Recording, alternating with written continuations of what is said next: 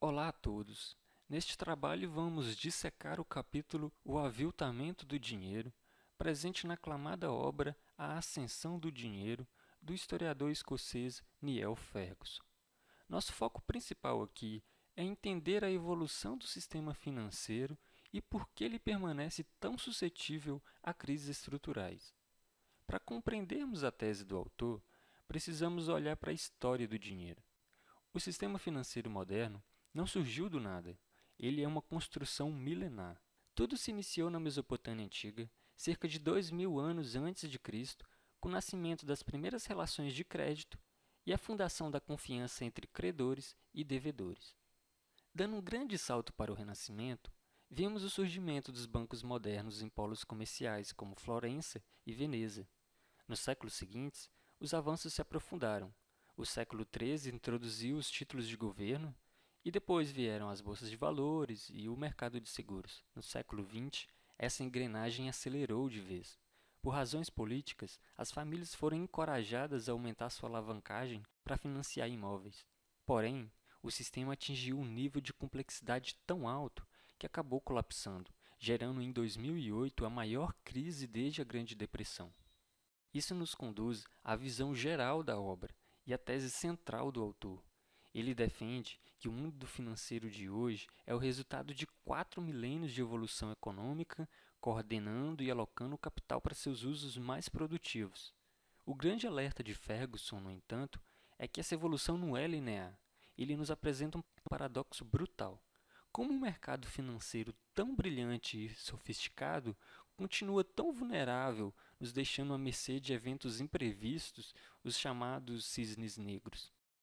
É exatamente a partir deste questionamento que o autor explora o conceito de aviltamento do dinheiro.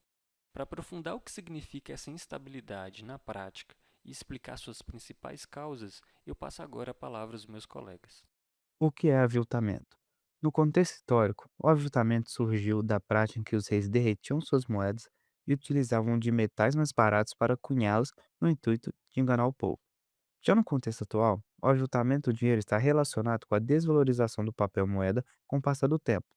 A economia atual chega a um estágio de complexidade em que não há estabilidade monetária temporal. Sendo assim, a tendência é que sempre haja desvalorização da moeda com o passar do tempo.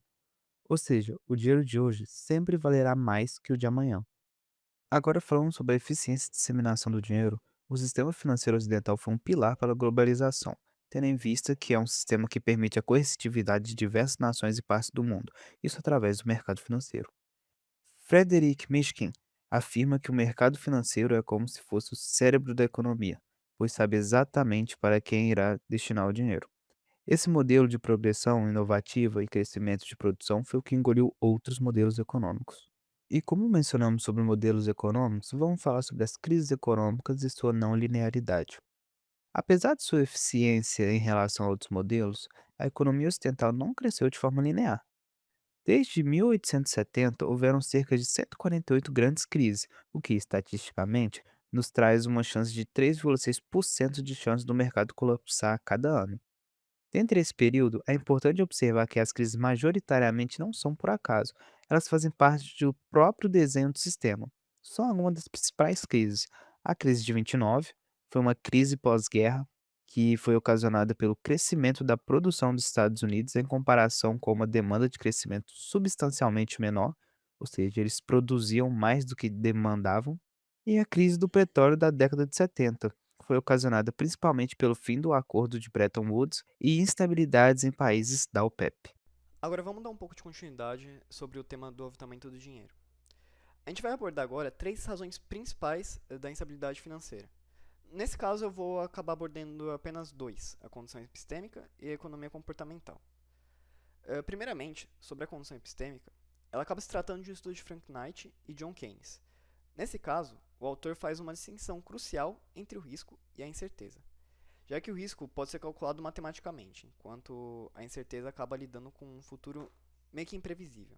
Isso conduz os investidores a três atalhos principais, que são tratar o presente como um guia confiável para o futuro. Acaba sendo a crença de que o que está acontecendo agora vai simplesmente acabar se repetindo amanhã. Aceitar os preços de mercado com uma avaliação correta das perspectivas futuras. Nesse caso, A gente assume que o preço atual ele reflete perfeitamente o valor real e as perspectivas futuras, e a moldar-se ao comportamento da maioria. Ele acaba se tratando meio como se fosse um efeito manada, porque se todo mundo está comprando ou vendendo alguma coisa, a gente acaba fazendo o mesmo, porque é o que nos faz mais seguros. Individualmente, essa estratégia parece irracional, mas no coletivo elas são um combustível, principalmente para a volatilidade do sistema.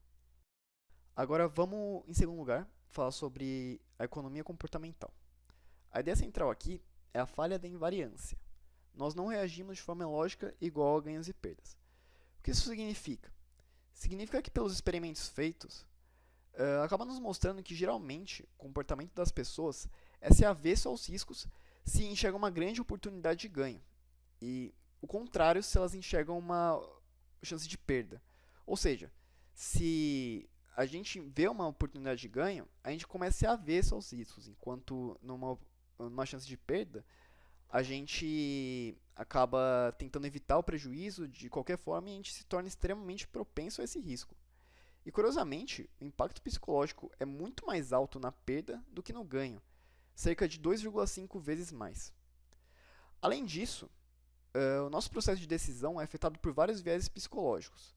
Alguns deles que eu vou tratar são o viés da disponibilidade, que é a tendência de dar peso excessivo a notícias recentes ou fáceis de lembrar, ignorando dados estatísticos mais profundos.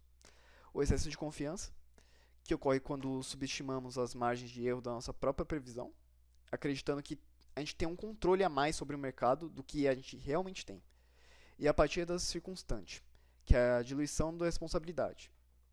No caso, são grandes grupos ou mercados que o indivíduo ele se baseia e tenta meio que se proteger conforme isso. Ele tenta não agir ou não se sentir responsável, tentando esperar que o coletivo resolva o problema para ele.